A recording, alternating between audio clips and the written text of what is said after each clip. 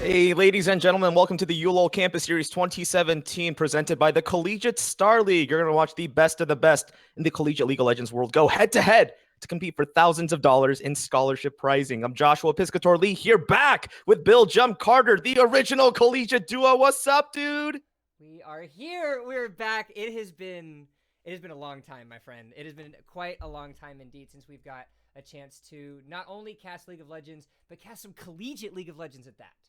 I mean, this is super exciting for us because on our esports journey, if you will, Collegiate was the first place that Bill and I really got to come in and try casting out for the first time. And it feels really, really good to be back with the Collegiate Star League. ULoL Campus Series 2017 is probably going to be the biggest year in Collegiate League of Legends yet. And we're just getting kicked off. We're like 2 weeks in. Is that right? Yeah, 2 weeks into the season, we've got already teams that have been battling it out head-to-head. Over 200 schools from across the United States have come together to challenge themselves and really put their skills to the test here with the ULoL Campus Series 2017.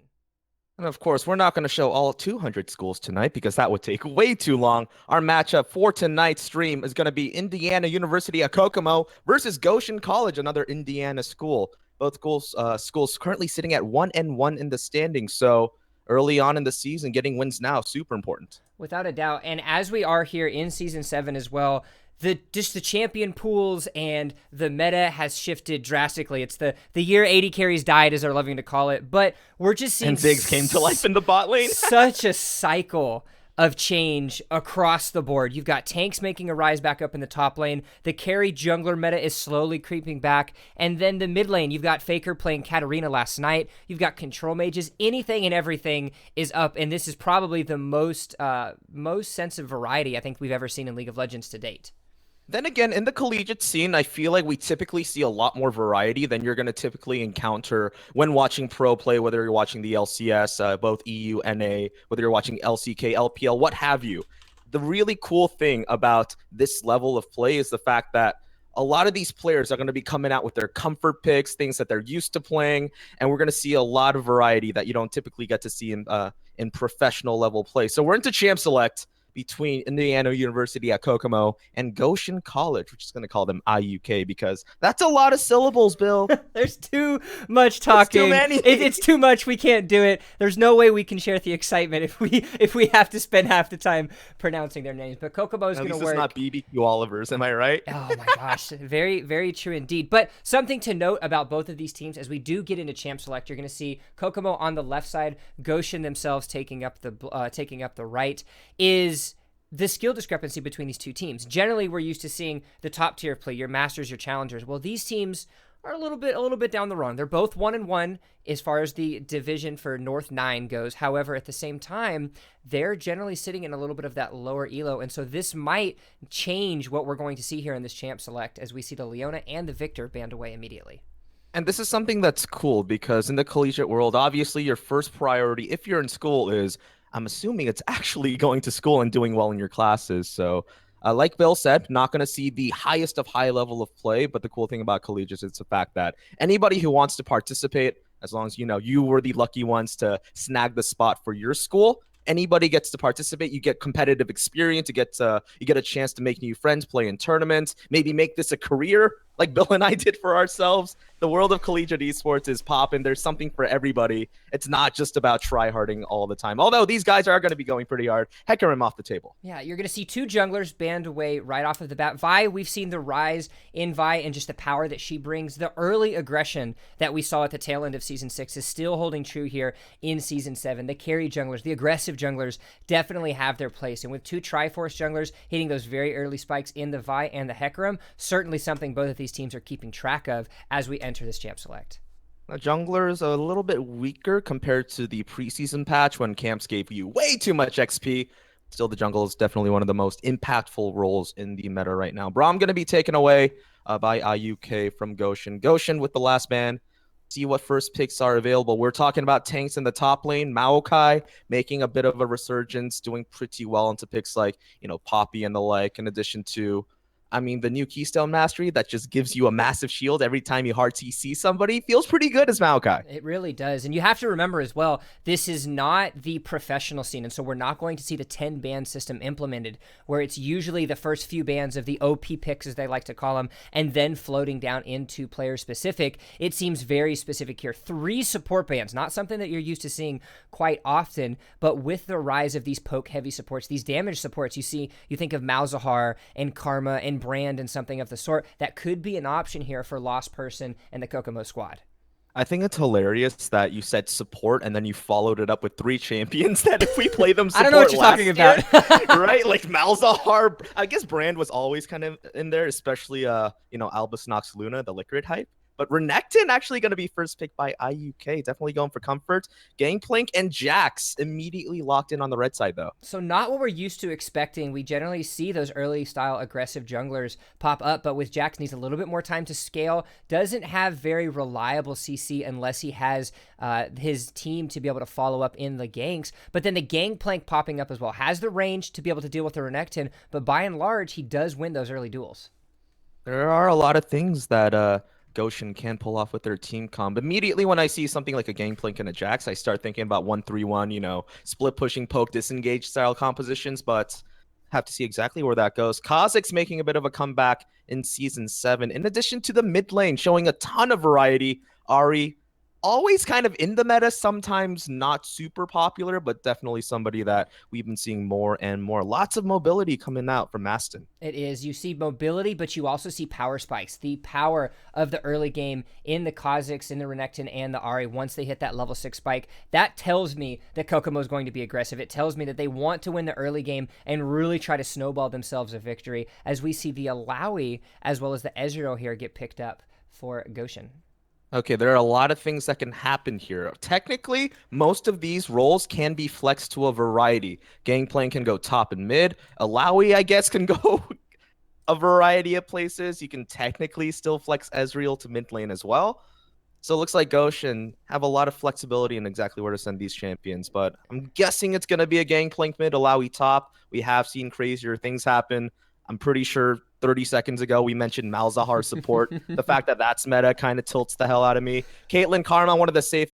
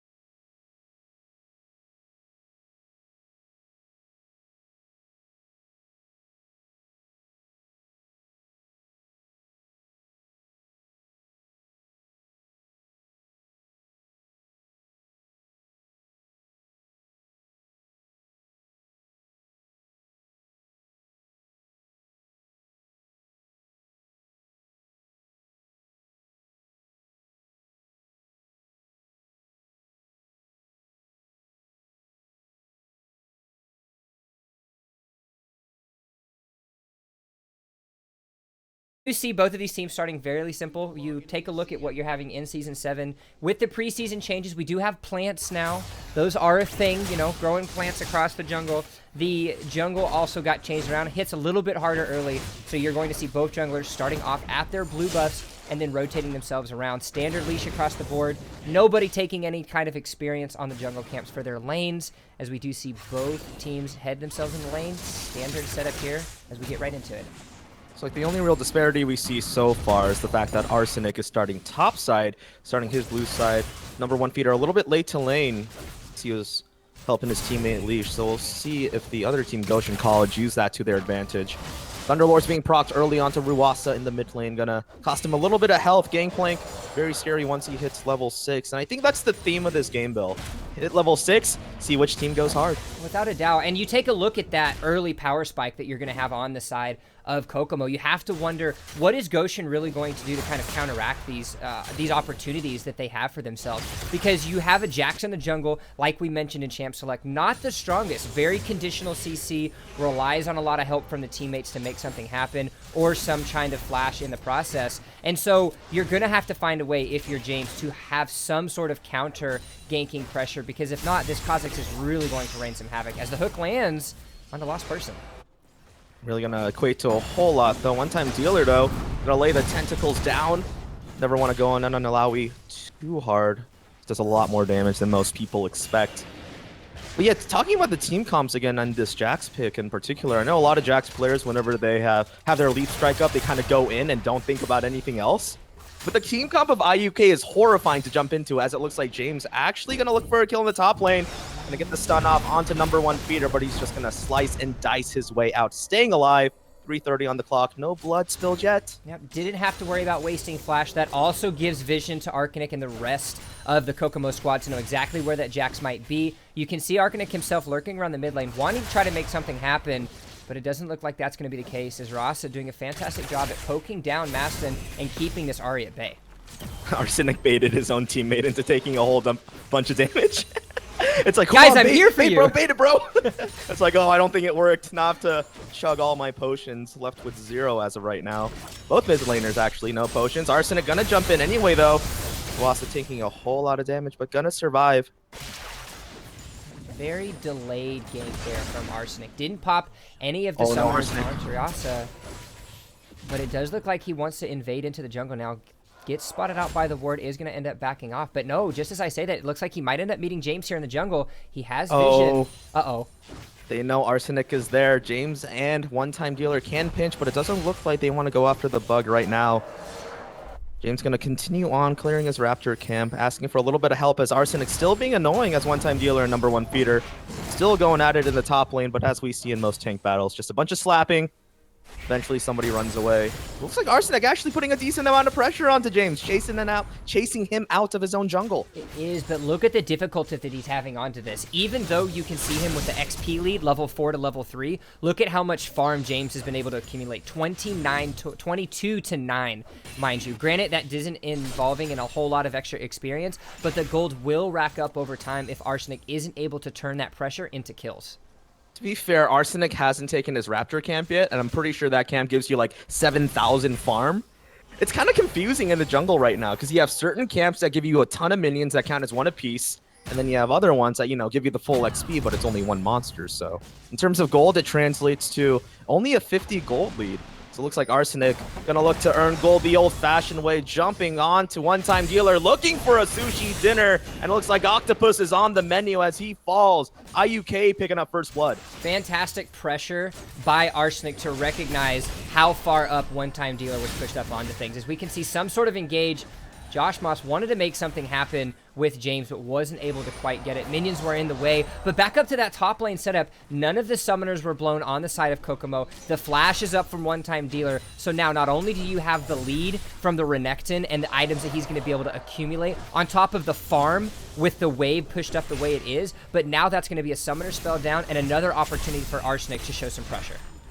This is especially scary if you're Goshen College, because whenever you see Renekton in the top lane, usually Renekton's goal is to get snowballing and apply that pressure early on. Getting first blood as Renekton, probably one of the best ways you can possibly start a game of League of Legends. can see number one feeder continue on this aggression and use that lead to snowball it across the map. We have yet to see any cross-map TP plays, but if it does come in, IUK can get snowballing super duper hard, but it's still pretty early. But the level 6 is coming. Arsenic is sitting at level 5. If we take a look at his experience right now, he is at about halfway there. So once he gets to level 6, I wouldn't be surprised if you see him float towards the bottom lane and call for a gank from the already ultimate ready Renekton. It's like bot lane wants to fight a little bit. This constant skirmishing. Venison guy gonna run into the wall. They're gonna try and get away.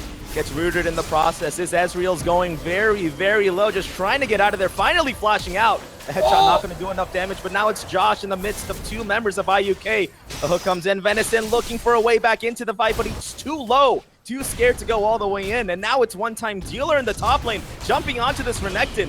Gonna throw the ult down to keep himself alive, but that was real close. James coming around for the outside. Are they looking to dive? Oh, there's a good opportunity for them to do so. You have flash on James, so he can go in is there, though. to start the aggro. You've got the minion wave started. That ultimate is going to be down very dealer. soon. Diving under the tower. One more shot could do it, but it looks like both top laners do survive. Arsenic being sneaky in his own blue buff. Gonna jump onto James for stealing his blue. James still with the flash. Gonna try and get over the wall. Gonna run right into the Arias Bastion. Takes him down. The first 2 kills picked up by Kokomo. Another fantastic rotation there coming out of Kokomo. Arsenic recognized that there was going to be an opportunity for the dive. Instead, he's able to catch out James G. Does end up wasting the flash, but he still is able to transfer the blue buff onto Bastion. Both solo laners doing a fantastic job getting themselves ahead early. Oh, that was a pretty spicy minute there. Fight in the bot lane, fight top lane, fight in the jungle. It looks like as a result, Indiana University at Kokomo gonna come ahead 2-0 in addition to sporting a 1.1k gold lead.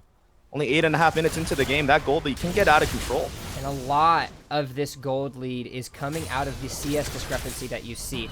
You look at the top lane, you can see almost double CS number one feeder has over one-time dealer. There is that discrepancy in the mid lane, about 13 CS advantage over Farasa, but that kill that Bastion was able to acquire in the jungle helps alleviate that a little bit. Another gold lead up down in the bot lane, but it's just very back and forth. 1,000 gold, 8.5 or 8, almost 9 minutes in, but it's definitely Kokomo that has the momentum right now.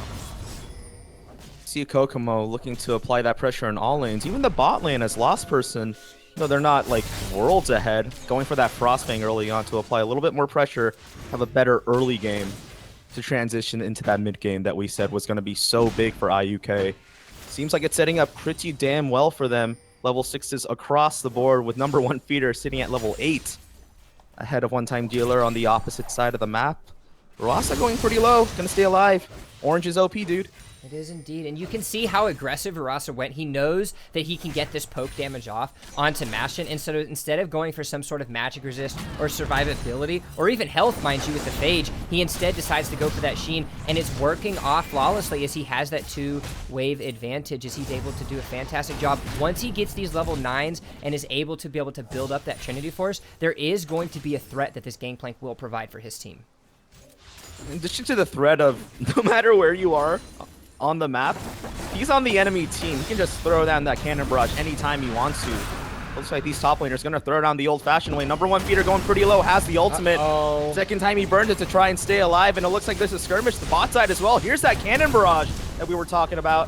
We disengage the fight a little bit. It looks like IUK wants to back out of the enemy jungle. Number one feeder going in, looking to be the number one champion in the top lane as he picks up another kill. One-time dealer. One-time death turns into 2. Another fantastic effort there by the Renekton. This is the early power that they wanted. When you first pick a Renekton, your strategy immediately goes on to aggression, and that aggression has paid off now for Kokomo. You've got a 90 to 54 CS advantage. You've got 2 kills, as well as a ton of tower pressure and lost experience. So if what they were looking for, the strategy that they wanted to implement, certainly going well for Kokomo and the rest of the team. I mean, one gank can turn the entire game on its side. Even though Arsenic is behind in CS in terms of raw numbers, he is ahead in gold ever so slightly, sacrificing a little bit of his own farm to make sure his top laner gets ahead. Can be a high-risk play when you're coming out of the jungle, but it looks like it's paying off pretty darn well for IUK. They're pushing in the bot lane. Ezreal Thresh, pretty safe bot lane, but one of the big problems about that lane, you get shoved in pretty hard. High risk, high reward, but it's Kokomo saying we are the ones that are going to rule Indiana today. They are tied for 4th place now in the North 9 division, so the winner of this will not only hold tiebreaker advantage, but they will also ensure to keep themselves ahead in the bracket standing. And this early in the season, having those leads are really important as we see some aggression in the bot lane. Could be an all-in. Masa gonna drop the box on the way out. Karmanok gonna want to chase through the walls right there. Big ults down in addition to the exhaust down for Josh. Big win for IUK. Another big win indeed. You did pop the exhaust by Josh Moss. As you can see, top lane. Another fight in the top lane. These guys just don't stop. It's the #1 feeder. Gonna see James coming in time. There was no vision down there either. Oh, Josh didn't work the first time. Wants to go in this time. No summoner spell for the Thresh. Gonna make this fight awkward. Oh, wait, they're on the opposite side of the map. I was confused the entire time, wondering where the hell they were going. Josh, and it looks like the Ezreal gonna make it out alive as the top lane still looking for a skirmish there, but it looks like Arsenic and #1 feeder are gonna get out of there as soon as they clear those wards out. And James just backing up to his Krugs to clear them out, it looks like. Directed camera saying, guys, don't worry about it. Everybody's out alive. Let's just watch the top lane. It's been fun. We've been hanging out in the top lane a little bit. We've got some tentacles and crocodiles, so just ignore that. Bot lane's fine. They do come out ahead. If you're watching Collegiate and you're expecting us to catch every single team fight, you need to abandon that dream right now, because these people fight non-stop, okay? You don't even know. There's another fight right here. James is scared. He needs to get out, and Ruwasa gonna drop a barrel, scare the other members of IUK away. Jax getting out by the skin of his teeth. Who knows how to macro when you could just fight all day? It's much more fun. It's much more entertaining. And if you want to be the king of the hill, if you want to come out on top in the ULoL Campus Series 2017, you're going to have to do it by brute strength, because both of these teams are going at it. Only 3 deaths in 13 minutes, but that doesn't mean that action has been limited in the such. There has been a lot of fighting in relation to the kills. The kill score doesn't tell the entire story of this game so far, which seems to be big scary crocodile in the top lane, really annoying bug in the jungle, and then the rest of the laners of IUK are just kind of chilling, doing their own thing. Bot lane has been particularly scrappy, I do want to point out. No kills going down on either side in the bot lane, but they have been fighting a lot. In top lane, they've been fighting non-stop, like a couple of siblings in a stressed out household. They need to chill. You're hitting one with a noodle, and you're hitting another one with a life board. I'm telling you, the life board. Oh, you're gonna hit him. Imagine if he had a real weapon, Bill. First core, gonna feel the effect of that big staff right there. Oh, actually gonna get out. That's why Caitlyn's one of the safest AD carries in the game. 3v1, not too much for Caitlyn. She gets out safe. Gets out safe. You do have both. You have Arsenic coming in. He does. Oh no. Oh, this might not be good. See what we said about non-stop fighting? There it is right there. Doesn't change. It doesn't ever change. But see, this is an opportunity, believe it or not, where Goshen could probably start putting this in on its head. Because while there has been a lot of fighting, there's only been 3 deaths. We talked about during the Champ Select, and right as this game begun, that it's all about the early pressure that Kokomo can provide. Because the scaling, despite the lack of backline damage that you have with the Ezreal, is still extremely strong on Goshen's side. They've been able to get themselves a kill back. Mid lane is actually winning now. Ruwasa holding a very substantial CS lead over Bastion. And the longer that this game drags out, the more levels that Goshen is able to acquire on their champions, the better that they're going to be looking as we start getting into those late game team fights. Yeah, on top of that, remember that Gangplank gets extra gold. So it's not just the CS lead that gives him the extra gold, it's the fact that he has the passive on top of that. So he is ahead about a full 1,000 on the Ahri. But then again, Ahri's always kind of useful, especially since she has her charm. I feel like a lot of her value comes from her ability to make picks. So not going to be the end of the world for IUK, as they're still ahead about 600 gold. Looks like the Drake about to come up in 30 seconds. We'll see if any of the teams want to focus that down, as it looks like IUK were the first ones to claim the Ocean Drake. It is the Ocean Drake that is up and available, so they're going to have to make sure Goshen, if they want some form of power, I guess, as they start coming into the next stages of the game, as we start getting closer to the mid-game, we still have the standard lanes happening, but slowly but surely, those mid-game is going to happen as a flash is forced out by Ruwasa. Ruwasa flashes out, going to stay alive. Don't want to give up those double buffs, very, very important. We could see another fight happen bot side as the second Ocean is up. Let's see if Goshen wants to go for this one. It's funny because their names sound very familiar. They're getting shoved in. Kha'Zix's first one on the scene. IUK do have priority. Goshen with the motion for the Ocean does not exist.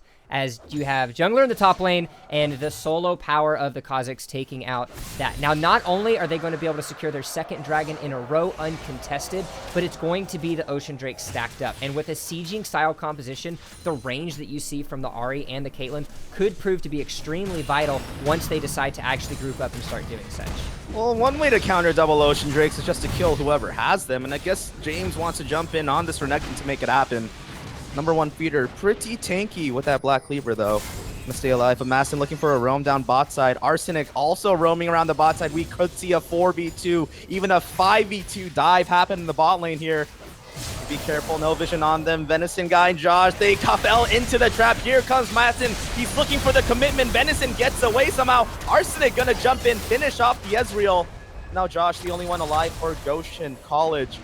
Looks like they're still circling around that thresh. No minion waves means that IUK have to back off, but they did get one for their efforts. They did end up getting the kill, but they weren't able to get any sort of objective off of it. And just as we see the fights in the bot lane, it doesn't mean that something might not happen in the top lane. There is vision by number 1 feeder. He knows if a dive is possible, has ultimate available as well, but here he is scrapping up against one-time dealer. They never stop, Piscator, they never stop. One-time dealer not even gonna burn the ult right there as number 1 feeder goes on a killing spree, picking up his 3rd kill of the game. 5-1 now. IUK with a healthy lead. 50 CS as well into that top lane, and I wouldn't be surprised here if he pushes down and actually tries to take the turret. 20-second death timer on one-time dealer. You need to start being able to use this advantage. This is the scenario that you face yourself in if you are a Renekton. You can win the lane, you can get yourself that lead early, but if you're not able to transition, or excuse me, if you're not able to translate that across the rest of the map, then bad things are going to happen for your team, especially when you see the scaling that we have on the Goshen side. Goshen hitting some power spikes. It's like Jax finishes out that Blood Razor in addition to that big Trinity Force buy coming up for Ruasa in the mid lane. His barrels are going to start to hurt more and more as time goes on. Venison guy laying down a little bit of BM, trying to bait Mastin out into the mid lane, but that Ahri, it's a sly fox. She's not going to fall for it that easy. You know, I let the Ocean one pass, but I don't think I can. Wow. I don't think I can let that one. I can let that one pass. As finally, you're starting to see some tower pressure come out from the side here of IUK. They know that they have to put the pressure on, and so you can see the Caitlyn's being pushed up. Does have Remember back when Trinity Force had crit? I think that's one of those moments where Ruasa wanted to have TF crit. Ruasa though gonna clear out that vision in the mid lane. We're approaching the 20-minute mark already. It doesn't feel like it's been that long, but sometimes you get extended laning phases that looks like neither of these teams want to leave their lanes until they have 6 items. So we're just gonna sit here till then. Yeah, you can see both teams having a solid entry-exit wards. The ward prioritization on the top side around near the Rift Herald, you can see is a big priority for Goshen right now, especially with how much trouble one-time dealer is having in the top lane. But you still have not seen a single teleport from either one of these top laners. And for me, that's what I need to see. That's what we have to have come up to try to make something else happen for either one of these squads. Yeah, a lot of players and teams are pretty hesitant when it comes to wanting to push their leads. We see a lot of games where, you know, people, they get a lead early on in the game and they play safe until 20-25 minutes. And we're talking about the scaling of a team like Goshen College. And that waiting game is something that IUK is going to lose every single time. Because if you let that Gangplank, that Jax, that Alawi, even the Ezreal, very good at dealing sustained damage late on in the game, it's going to be bad news for IUK if they let this game go too long. And it's slowly getting there. It is, and their short range is actually a huge positive for them because Arsenic is going to have a big difficulty at finding a time to get that single target damage in the isolation because he is ahead right now. You can see he's building towards the towards his Dustblade. He's sitting at 1-1 and 2, has done a lot in the early stages, but if he's not able to get that damage off, then it's really going to be a big moment of irrelevance for this carry jungler. All right, number 1 feeder, you have 3 kills so far. See how many you need. It looks like one-time dealer wants to give it up again there. Ruasa getting chased out of his own jungle by the bot lane of IUK. 3rd dragon, just a minute and a half on the clock. This time it's gonna be an infernal. Sometimes you need a little water in life. Sometimes you need that hot fire. Check out my mixtape at Piscator Josh on Twitter. But one-time dealer going pretty low on the top lane as IUK is constantly applying the pressure bot side. That Karma Caitlyn bot lane, so oppressive, constantly shoving in. Venison guy eats a full combo, feels bad, man. But they did take the first tower down as well. The tower is down in the mid lane. They had multiple members push themselves up to try to get some extra pressure. This is going to give Maston a better opportunity to roam. But if you want to talk about roaming, here comes Osnick down in the bot lane as you see a simultaneous gank in the top. Well, that was the easiest ult of all time, and Venison guy is going to give up his life to Arsenic. That Kha'Zix's picking up his second kill of the game, as it looks like James now onto #1 feeder. Gonna back away though. That Renekton is very, very scary, and especially with the Ninja Tabby on top. James isn't gonna do a whole lot of damage to him. First core, however, chasing down that gangplank. That brave Caitlyn. Very brave indeed, but she's got the backup of Lost Person, as he's done a really good job at helping provide that extra mobility, speeding him up with the shield, getting enough of those tethers across to make something happen. As Maston misses the charm, but it doesn't look like Arsenic wants to stop. James is on fire, but he is going to make it out alive. That pressure in the mid lane, though, still not alleviated quite just yet. So it looks like Josh looked like he was going to rotate mid side. Going to go bot for now as one-time dealer, trying to defend the tower that he does have. At about 25 HP on that, so one more good push from #1 feeder. That top lane tier 1 should be falling relatively shortly. Dragon is live. It looks like IUK going to be the first ones to jump on it. Arsenic can really solo this by himself at this point. New Kha'Zix pretty damn strong. #1 feeder, though, going in top lane, maybe a little bit more than he can chew up. I spoke too soon. He stays alive throughout all of it, jukes all the tentacles, and somehow, for like the 17th time, he escapes with just a little bit of help. And it was just enough pressure to stop any kind of potential teleport from happening. Not that we've seen any crazy teleports quite yet. Or any teleports. Correction indeed, but it's I don't still... think anybody's been TP back to lane. It hasn't. There hasn't been a single TP back to lane. It is essentially a dumb summoner spell. Both of them having it on F. Maybe the F key broke. Gave a little bit too many pregame tributes in solo queue. Decided not to use that key. All right, I'm going to interrupt you right here. Do you Okay. keep Flash on F or D? Oh, Flash is always on F, man. It has All to. right, F is the right one. I just want to let everybody know out there. If you have Flash on D, you're just, no, stop it. Switch it. F is for Flash. Hashtag caster bias. As we're 23.5 minutes into the game, that 1,000 gold lead at the 15-minute mark has now extended to 3,500 as a 7-1 kill advantage. 2 towers and 3 dragons are boating in the pockets of this Indiana University Kokomo squad. As the last outer turret remains in the top lane, you can take a look at it. It does have less than 1,000 HP, so one more death, one more rotation, as we can see that happening on your minimap, indeed could mean disaster for this last Josh, time. however, gonna meet some disaster of his own as so many members of IUK jump on him, jumping onto one-time dealer next. Ruasa is here to try and clean up the members of IUK, but 5v3, especially when your team is 3.5k behind, not exactly a fight you want to take, but it looks like they are going to stay topside. 3v4 up there as Caitlyn solo pushing the mid lane. They're going to have to find a response to her soon, otherwise that tier 2 mid lane could fall as well. Yeah, you've got a huge disadvantage now for Goshen, as you're going to see Game try to get something in. The ultimate comes out from Ruasa. The fight, they're going to commit to it. Lost person trying to find a way to root somebody, not going to find anybody quite just yet. It's like Caitlyn going to push in that mid lane, going to let the minions do the work for her. Going to rotate over topside. Put that 650 range to use. That tower, just a few hits on it left. Yeah, they Once that goes forced the down, a little more rotation. standing gold. Regardless of the huge wave that they had built up mid lane, they need to be able to take this turret out. They need to be able to open up the map. So they called for the Caitlyn. She's got the range. A couple auto attacks are going to do it, but an engage here by #1 feeder. James going in deep. He goes 1 for 1. It looks like, oh, he does finally fall. Now Arsenic trying to make it out alive. First core on the front line. They're looking to lock him down, but everything misses. The Caitlyn manages to stay alive somehow, and now Venison guy, next one on the run. Ace in the hole, gonna get blocked out by Alawi.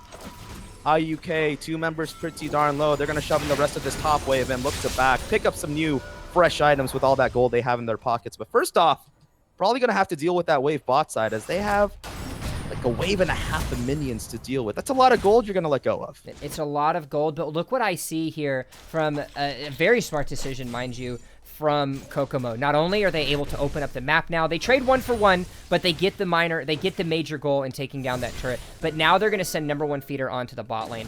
They know that he has a teleport.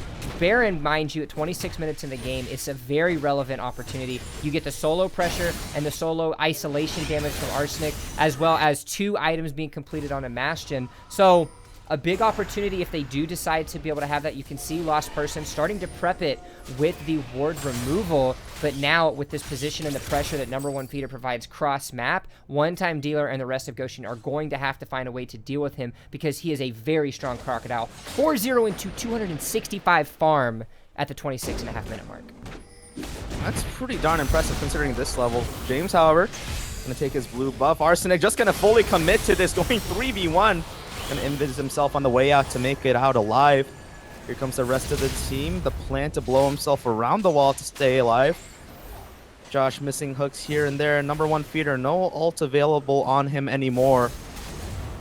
As it looks like they're gonna do their due diligence, clear out any vision, pick up the Scuttle Crab, man. Make their way towards mid again, because what do you do when you don't know what to do? ARAM, baby. Why not? Everybody needs to group up. Everybody needs to say, hey, let's do it. Let's party. Let's hang out. GRP. Oh my goodness. As you do see multiple members grouping up the way that they so choose. Coming up into the mid lane. The wards being not necessarily prioritized. You had a good amount of ward denial coming out from Lost Person and the rest of the team. But at the same time, you still have that power. 10-2, 6,500 gold as things are starting to whittle away. But it looks like Baron could be very real on the menu here. I mean, taking a look at the neutral objectives, IUK has already picked up 3 Drakes so far, 1 more, and that Elder Drake becomes so much scarier. But it looks like their appetites are a little bit bigger, jumping onto the Baron as number one feeder, doing his best to keep Ruwasa out of the fight. Nobody on behalf of Goshen has any idea that Baron is going down. Fast. Everything turned purple. Now they know. First Baron to IUK. First very fast Baron. We mentioned that they had the power spikes to be able to put themselves and have that pressure, and now they have it. And the best part about this is the lead that they wanted. This is their time frame to succeed. Yes, you do have scaling on the side of Goshen, but it's still going to take some more levels. You've got some CS discrepancies. You've got a very struggling top laner and one-time dealer. And now with the Baron buff and the range from that Caitlyn, there could be a very big siege opportunity. Dragon coming up in less than 15 seconds. It is going to be a Cloud Drake. So it looks like they do want to have one of a kind here as they're trying a little bit of everything to get themselves some dragons. A lot of dragons on deck, man. Cloud Drake, gotta move fast, especially when you have the Karma on your team as well. Gonna move even faster. That was close. I got nervous for them, dude. Doesn't look like it's going to be anything. The True Shot Barrage is trying. He's there. You have to give the side of Goshen credit. They are trying to play safe. They are trying to play cautious. But at the same time, it's when they do decide to make these calculations. Oh boy, Lost Person, you're lost. Oh, you're good. I saw Lost Person and I didn't see the I for their initials, so I literally thought it was like Lost Person in UK, like the rest of the EU squad. But instead, it's just going to be a Dead Thresh and the rest of the team. Yeah, 2 for the Arias. Looks like Arsenic now looking for cleanup duty. Takes down a 3rd with the help of first core. Venison guy trying to get away, but it looks like Maston have a pretty easy time. Just got to land the charm. That's all you need to do. Not off cooldown yet, and it looks like that Ezreal actually going to get away. Meanwhile, the entire time, we have number one feeder pushing in the top lane, keeping one-time dealer busy. And then Arsenic rotated bot side to pick up the tier 2 down there, and they're continuing the push on into Goshen's base. That inhib tower now under fire. The Baron buff on all the minions. They have 2 cannons to work with. This inhibitor is melting like ice cream on a hot summer day, and it looks like IUK, they're still pushing? There's 10-second timers on 2 members, so they could if they wanted to, but there really isn't much of an opportunity. They need to rotate around and secure that inner mid turret. It has to be able to go in their favor. This is a fantastic job by number one feeder as well. The teleport was used, and he's keeping pressure in a lane. No matter what one-time dealer does, he's never getting an opportunity to be by himself. As Ruwasa forces out, and the flashes are through, but it doesn't look like the hook's gonna land. Josh hasn't necessarily been landing a whole lot of hooks throughout this game, and when you pick Thresh, it's one of those champions where if you land everything, you're a god. If you don't land anything, you're kind of useless. I'm not trying to say Josh Massa 99 as a player is useless, but that champion is so hard to play and get full value out of because, I mean, what good is a Thresh if you don't land the hooks, you know? Without a doubt, and especially when you pop the flash, because you're losing a huge piece of your utility and your ability to help your team in these scenarios. Granted, he does still have the exhaust available, but there's just so much of a struggle. He's so far behind. He barely even has an item and a half. And when you take a look at the struggle that they're facing and the power that you have coming out of Kokomo, you have to think back and you go, all right, where did we lose this? When was this footing lost? And to me, it all started off with that gank in the top lane. Rule number 1 of League of Legends, don't feed Renekton.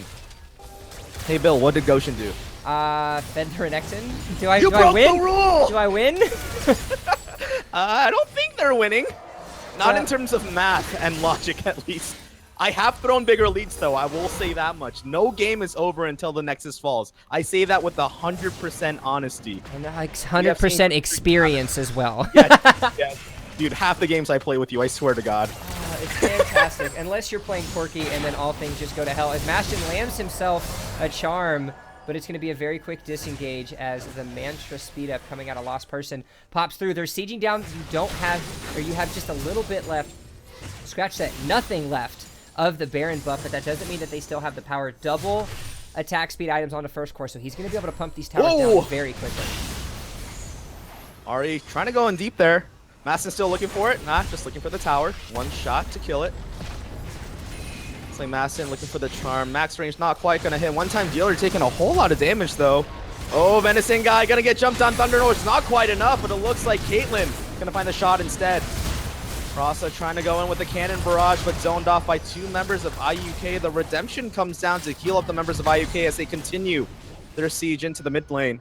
But take a look topside, number 1 feeder on that splish push duty. We've been talking about these top laners using their TPs to apply pressure. We haven't seen TPs yet, but we have seen a whole lot of pressure. A whole lot of pressure indeed. Never leaving a lane. It might have been the top, it might have been the bottom, but he's making sure to prioritize those towers. Objectives are the number 1 control of this team composition, and it's most certainly being employed here. 7 towers to 0, 14-2 in kills. They've got those kills, but it's that tower pressure they've been able to provide that has pushed them to this big of a lead. All right, Bill, let's be honest here. If you're Goshen College, you're probably thinking, all right, we had a good run. Let's think about game 2. We talked about one of the biggest factors in Goshen losing. Oh, pause right there. Lost person. Looks a little bit lost. Going to flash her way to safety. Going to get vesseled out a bit. That tower is going to fall eventually at the end of the fight, though, but it looks like IUK wanting to get out of there. We got a couple of big objectives spawning in just about a minute and change. The bot side of the map, it's going to be another Cloud Drake. Going to be their... I don't think I've ever seen a team pick up 5 Drakes before the Elder.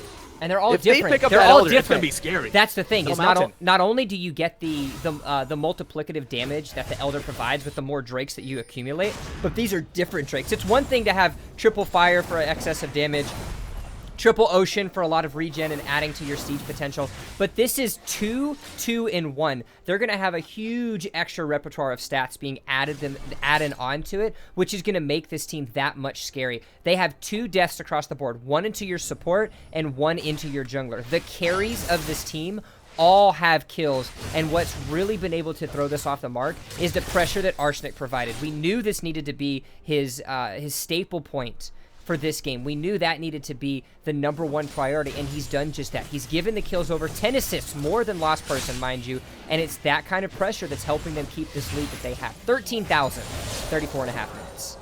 12 out of 14 kill participation is a stat that we don't typically see at the collegiate level because Bill and I were joking earlier about how, oh, you see fighting all the time in collegiate. And that's something that's generally true. People like to skirmish a whole lot in the ULoL campus series. So the fact that Arsenic was there for 12 out of 14 of those kills, in addition to solo securing 3 out of the 5 Drakes, I believe, this Kha'Zix looking like the MVP of the series so far, but it looks like Goshen not quite out of the fight just yet. They know Baron is live, so they have to get priority over their topside jungle. Otherwise, IUK going to pick up the Baron and probably storm into their Nexus, ending the game. This is going to be a do-or-die situation. If they lose the Baron, they're essentially guaranteed to lose themselves the 2 inhibitors. This Venison guy... Venison